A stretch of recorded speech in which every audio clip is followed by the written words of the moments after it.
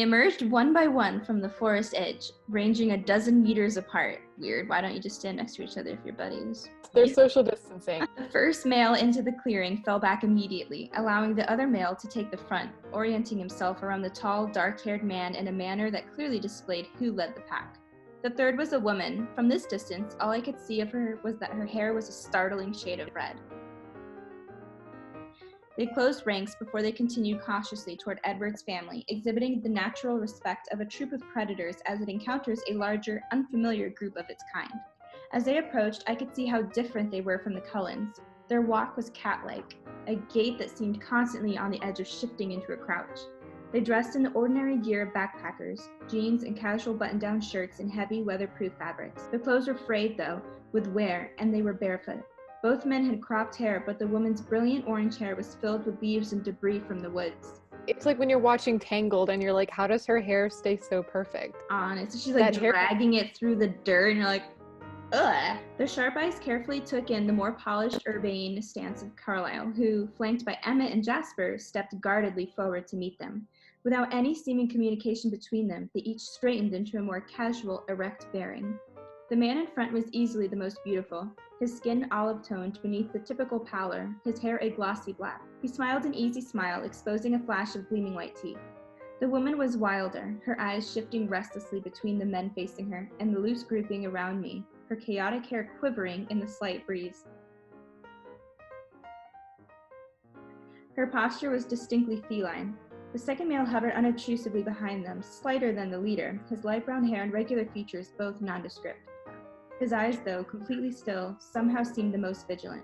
Their eyes were different too, not the gold or black I had come to expect, but a deep burgundy color that was disturbing and sinister.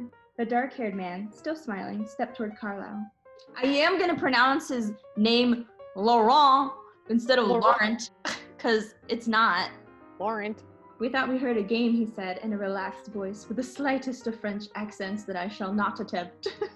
I can't even say his name. You're making me giggle. Okay. Sorry. And now I just want to do it really obnoxiously. Like, I'm Laurent. These are Victoria and James. He gestured to the vampires beside him. I'm Carlisle. This is my family. Emmett and Jasper, Rosalie, Esme and Alice, Edward and Bella. I felt a shock when he said my name. Do you have room for a few more players? Laurent asked sociably. Carlisle matched Laurent's friendly tone. Actually, we were just finishing up, but we'd certainly be interested another time. Are you planning to stay in the area for long? We're headed north, in fact, but we were curious to see who was in the neighborhood. We haven't run into any company in a long time. No, this region is usually empty except for us and the occasional visitor like yourselves. The tense atmosphere had slowly subsided into a casual conversation. I guess that Jasper was using his peculiar gift to control the situation. What's your hunting range? Laurent casually inquired. Carlisle ignored the assumption behind the inquiry. The Olympic range here, up and down the coast, ranges on occasion. We keep a permanent residence nearby. Laurent rocked back on his heels slightly. Permanent? How do you manage that? There was honest curiosity in his voice. Why don't you come back to our home with us and we can talk comfortably, Carlisle invited. It's a rather long story. James and Victoria exchanged a surprised look at the mention of the word home, but Laurent controlled his expression better. That sounds very interesting. And welcome. His smile was genial. We've been on the hunt all the way down from Ontario, and we haven't had the chance to clean up in a while. His eyes moved appreciatively over Carlisle's refined appearance. Please don't take offense, but we'd appreciate if you'd refrain from hunting in this immediate area. We have to stay inconspicuous. You understand, Carlisle explained. Of course, Laurent nodded. We certainly won't encroach on your territory. We just ate outside of Seattle anyway, he laughed. A shiver ran up my spine. We'll show you the way if you'd like to run with us. Emmett and Alice, you can go with Edward and Bella to get the Jeep, he casually added. Three things seemed to happen simultaneously while Carlisle was speaking. My hair ruffled with a light breeze. Edward stiffened, and the second male, James, suddenly whipped his head around, scrutinizing me, his nostrils flaring. A swift rigidity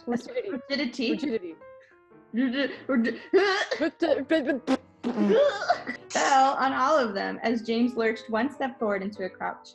Edward bared his teeth, crouching in defense, a feral snarl ripping from his throat. It was nothing like the playful sounds I'd heard from him this morning. It was the single most menacing thing I had ever heard, and chills ran from the crown of my head to the back of my heels. Back of your heels? I've never felt chills there. But maybe the back of your heels? Never? No. Neither have I. I was like, Okay. What's this? Laurent exclaimed in open surprise. Neither James nor Edward relaxed their aggressive poses. James leaned slightly to the side and Edward shifted in response. She's with us. Carlisle's firm rebuff was directed toward James. Laurent seemed to catch my scent less powerfully than James, but awareness now dawned on his face. You brought a snack? He asked, his expression incredulous as he took an involuntary step forward. Edward snarled even more ferociously, harshly, his lip curling high above his glistening bared teeth. Laurent stepped back again.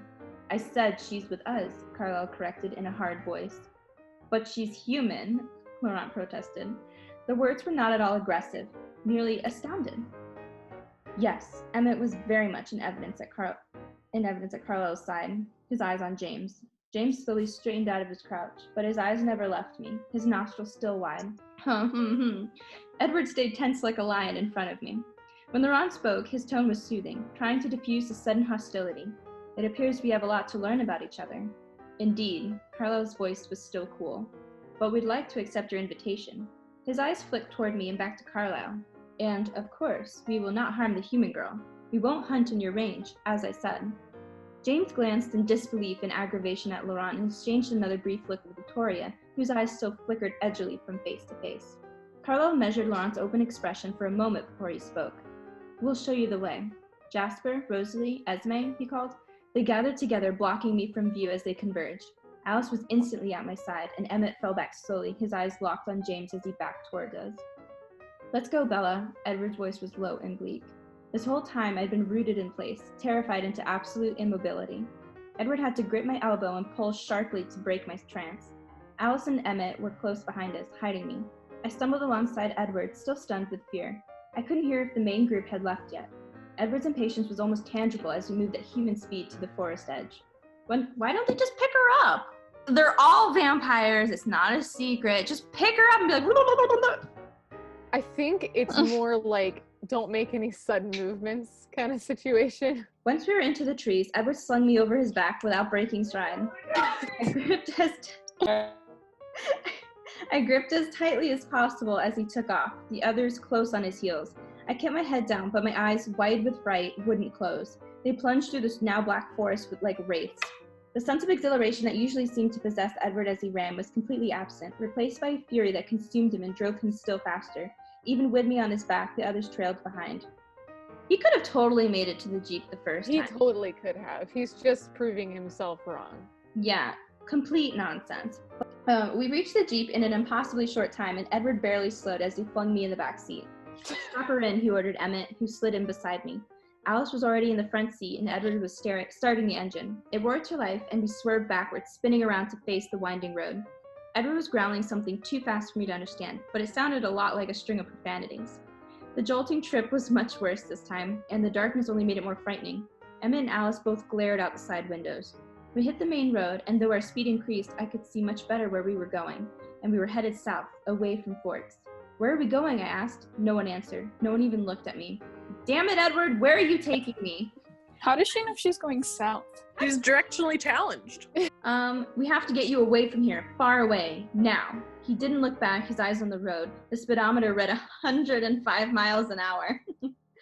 Turn around, you have to take me home, I shouted. I struggled with the stupid harness, tearing at the straps. Emmett, Edward said grimly, and Emmett secured my hands in his steely grasp. No, you can't do this. I have to, Bella. Now please be quiet. I won't. You have to take me back. Charlie will call the FBI. They'll be all over your family. Carlisle and Esme, they'll have to leave to hide forever. Calm down, Bella. His voice was cold. We've been there before. Not over me, you don't. You're not ruining everything over me. I struggled violently with total futility. Alice spoke for the first time. Edward, pull over. He flashed her a hard look and then sped up. Edward, let's just talk this through. You don't understand, he roared in frustration. I'd never heard his voice so loud. It was deafening in the confines of the Jeep. The speedometer neared 115. He's a tracker, Alice. Did you see that? He's a tracker. I felt Emmett stiffen next to me, and I wondered at his reaction to the word. It meant something more to the three of them than it did to me. I wanted to understand, but there was no opening for me to ask. Pull over, Edward. Alice's tone was reasonable, but there was a ring of authority in it I'd never heard before. The speedometer inched past 120.